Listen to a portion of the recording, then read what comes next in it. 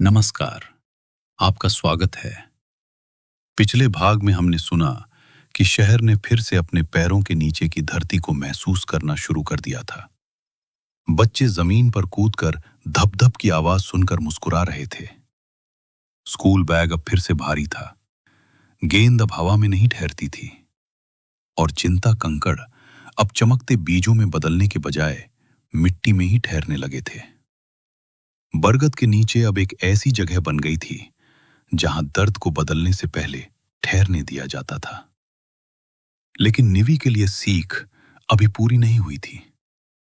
अगर शहर को अपना बोझ सही जगह रखना था तो निवी को भी अपना घर हल्का करना था।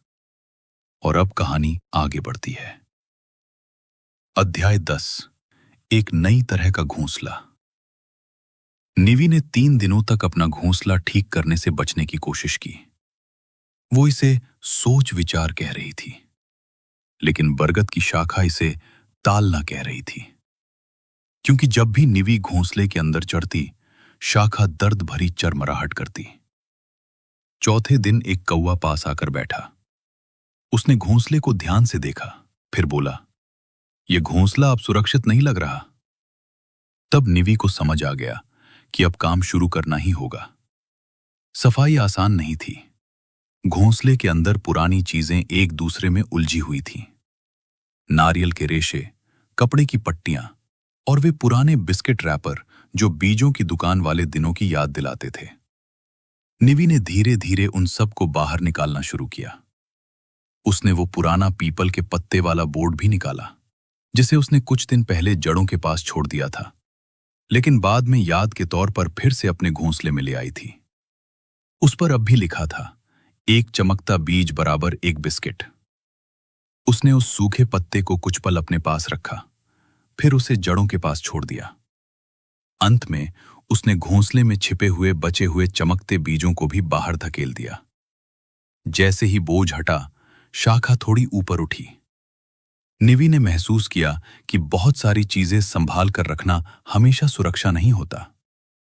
कभी कभी बहुत ज्यादा चीजें एक अच्छी शाखा को भी झुका देती हैं। फिर निवी ने एक नया घोंसला बनाया, छोटा, गोल और साफ। उसमें सिर्फ सूखी घास थी, 2 नरम पत्ते थे और समय की मोड़ी हुई वो चिट्ठी थी। अब वहां मुड़ने की जगह थी और सांस लेने की भी।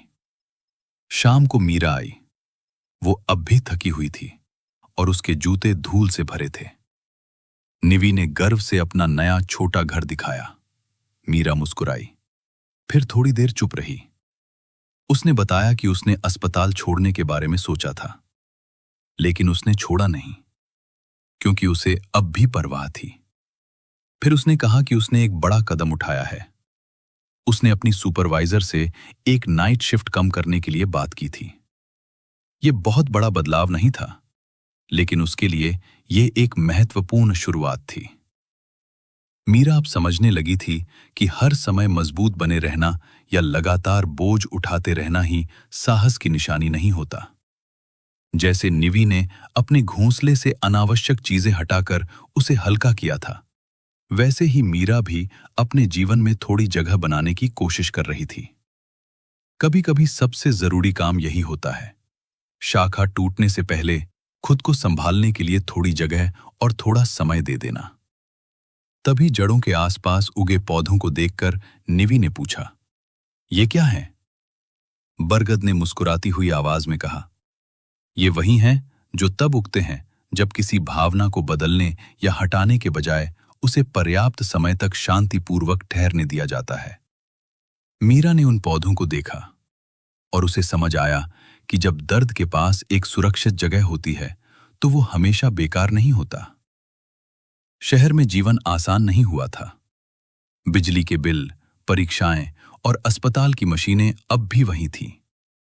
मीरा अब भी थकती थी और निवी अब भी कभी-कभी जरूरत से ज्यादा चीजें चाहती थी।